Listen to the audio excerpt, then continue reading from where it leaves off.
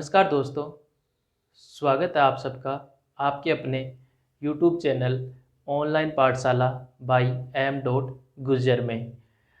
तो जैसा कि अपन ने जो स्टैटिक की अपनी क्लासें चल रही थी, उन स्टैटिक की क्लासों में जो अपनी लास्ट की जो अपनी क्लास थी, उस लास्ट क्लास में अपन ने यूएनओ की स्थापना को देखा था कि कैसे यूएनओ की स्थापना हुई थी, ऐसी क्या क्या कंडीशनें बन गई थी कि यूएनओ की हमें ज़रूरत पड़ने लग गई और इस विश्व में एक ऐसी संस्था का निर्माण किया गया जो इस कम्प्लीटली जो विश्व के जो भी कार्य हैं उनको सुचारू ढंग से करवाने के लिए और फिर से ऐसी कंडीशन ना बने कि थर्ड वर्ल्ड वॉर हो, तो उसके लिए एक संस्था का स्थापना की गई थी जिसको हम संयुक्त राष्ट्र संघ कहते हैं, यूएनओ कहते हैं।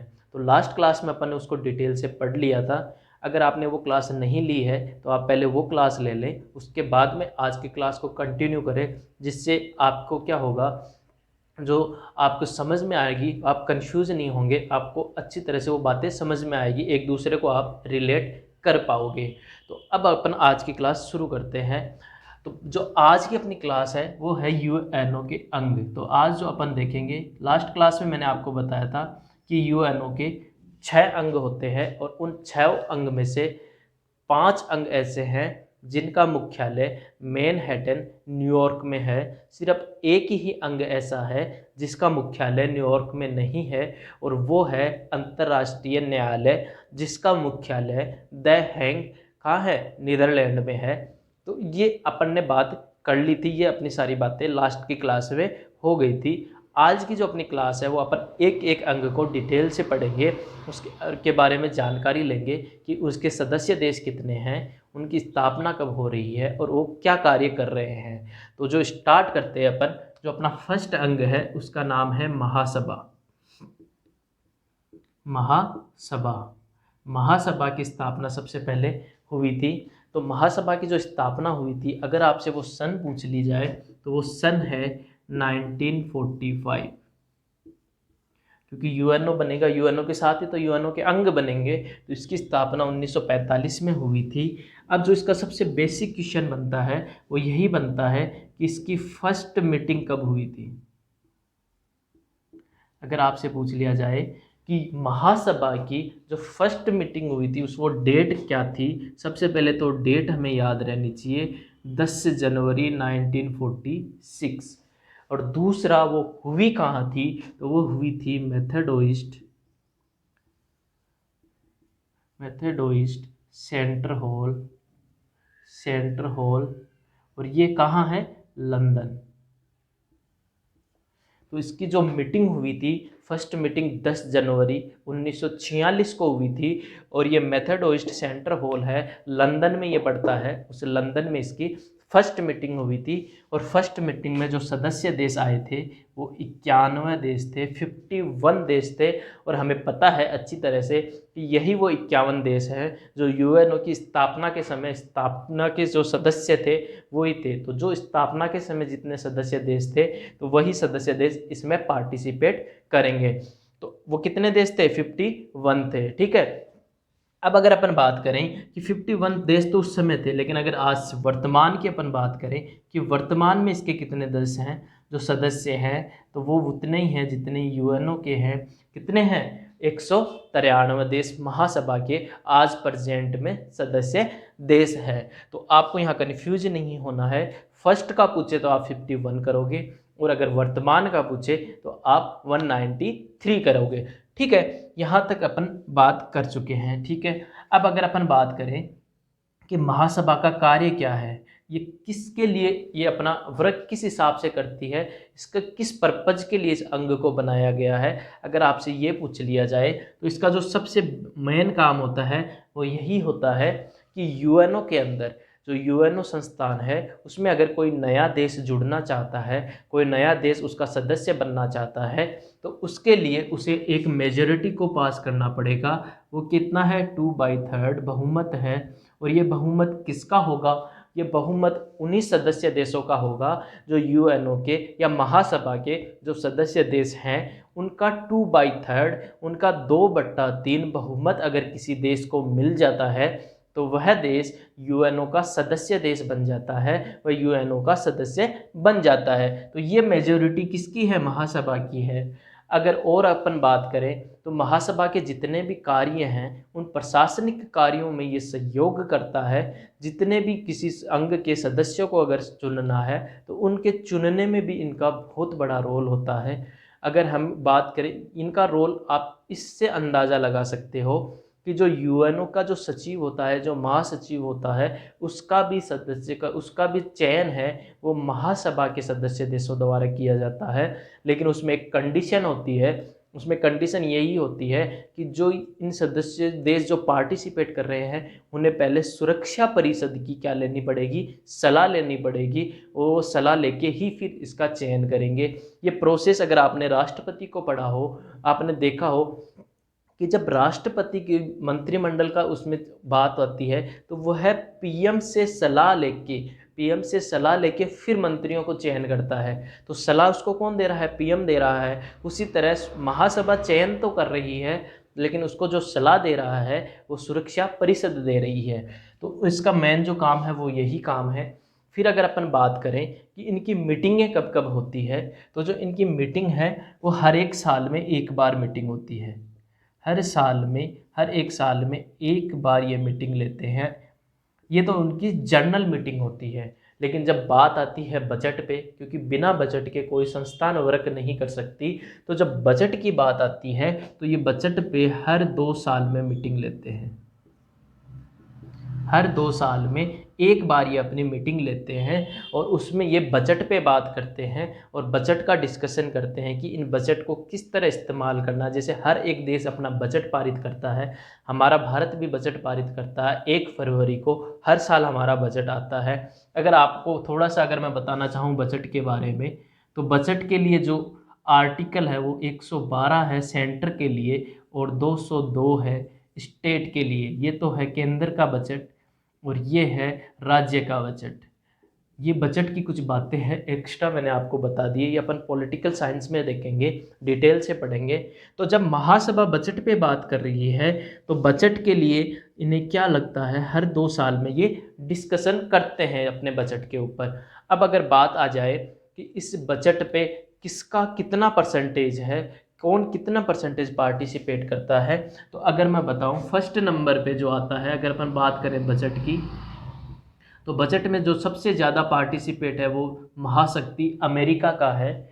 दूसरे पे जो पार्टिसिपेट है वो चाइना का है।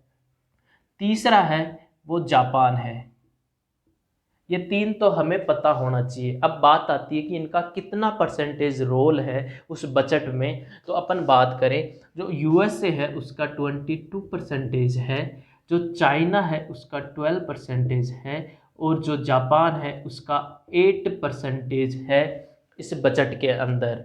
लेकिन अगर बात आए अपने देश भारत पे कि भारत का कितना परसेंटेज बजट में रोल है और कौन सा स्थान है, तो हमारे देश का स्थान है 21वें नंबर पे और हमारे देश 21वें नंबर पर है। और हमारे देश का जो बजट में भाग है, जो रोल है, वो है 0.8%। हम बजट में इतना योगदान करते हैं। तो ये आपको अच्छी तरह से याद होना चाहिए। ठीक है, तो ये बातें थी कुछ महासभा के बारे में, उनके कार्य के बारे में, उनकी मीटिंग के बारे में, उनको कैसे रोल करती है, क्या क्या काम करती है, कितने सदस्य देश हैं। तो ये एक बात हो गई महासभा के बारे में। अब अगर अपन आगे बढ़े दूसरे अंग की ओर, तो जो दूसरा अंग है वो बहुत ही इम्पोर्टेंट है। तो अपन पढ़ते हैं दूसरे अंग की ओर।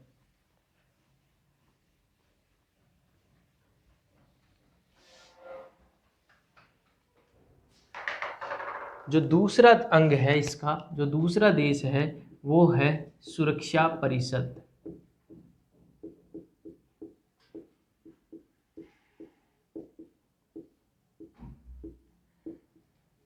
सुरक्षा परिषद, आपने वीटो पावर का नाम जरूर सुना होगा कि वीटो पावर का यूज चाइना बहुत बार करता है। चाइना पाकिस्तान के फेवर में करता है और जो फ्रांस है, वो जो रूस है, वो हमारे फेवर में वीटो पावर का यूज करता है। तो ये वीटो पावर किन किन देशों को मिला हुआ है, वो सुरक्षा परिषद के स्थायी जो सदस्य देश हैं उन्हें ही वीटो पावर मिला हुआ है। तो चलो बात कर लेते हैं अपन कि इन सुरक्षा परिषद के सदस्य देश हैं कितने। तो जो इसके सदस्य देश हैं वो 15 सदस्य देश हैं। लेकिन क्या ये 15 के पास वीटो पावर है? ऐसा नहीं है, 15 के पास वीटो पावर नहीं है। इनमें दो कैटेगरी है, एक है इसके स्थायी सदस्य, दूसरे हैं इसके अस्थायी सदस्य।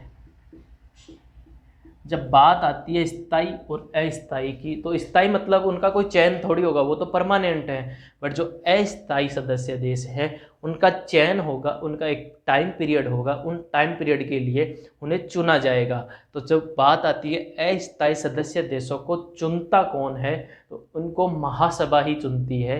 महासभा के सदस्य देश चुनते हैं और वर्तमान में ये 10 सदस्य हैं जो अस्थायी हैं, और जो स्थायी सदस्य हैं वो 5 हैं। तो पहले अपन स्थायी सदस्य की बात कर लेते हैं, फिर अपन अस्थायी सदस्य के बारे में जानकारी लेंगे। तो स्थायी सदस्य में वही हैं कौन से, जो मित्र राष्ट्र हैं। एक है यूएसए, दूसरा है यूके, तीसरा है चाइना, फिर है रसिया और फिर है फ्रांस। ये 5 सदस्य देश हैं जो कौन से हैं, स्थायी सदस्य हैं। और ये वही हैं जो सेकेंड वर्ल्ड वॉर में क्या थे, मित्र राष्ट्र थे। मित्र राष्ट्र में इनको काउंट किया जाता है। और इन्हीं 5 सदस्य देशों के पास क्या होता है, वीटो पावर होता है। अब वीटो पावर की बात आती है तो जो सुरक्षा परिषद, अब इनसे अपन अंदाज़ा लगा सकते हैं कि जो सुरक्षा परिषद के जो भी संदेश आते हैं या जो भी इनके फैसले आते हैं, अगर ये कुछ भी फैसला अपना सुनाता है तो वो क्या है, बाध्यकारी हैं। बाध्यकारी का मतलब समझते हैं आप? बाध्यकारी का मतलब होता है कि इन फैसलों को आपको मानना ही पड़ेगा, आपके पास कोई दूसरी चॉइस नहीं है। चाहे आपको ये बात जचे चाहे आपको ना जचे, आपको इनको फैसले को मानना ही पड़ेगा। अब जब बात ही फैसले पे आ रही है तो क्या इसके लिए भी कोई वोटिंग होती है? बिल्कुल, इसके लिए भी वोटिंग होती है। अगर कोई भी बात पे फैसला देना है तो इस पे सुरक्षा परिषद अपनी वोटिंग करवाती है, और उस वोटिंग के अंदर हमें 9 वोट आने चाहिए। कितने में से 15 सदस्य देश हैं तो 15 में से आने चाहिए। उन 15 में से 9 वोट उस फैसले के फेवर में अगर आ रहे हैं तो वो वोट पास मान लिया जाएगा, मतलब वो फैसला मान्य होगा। उससे वो फैसला सुरक्षा परिषद का बाध्यकारी फैसला हो जाएगा, उसको आपको मानना ही पड़ेगा।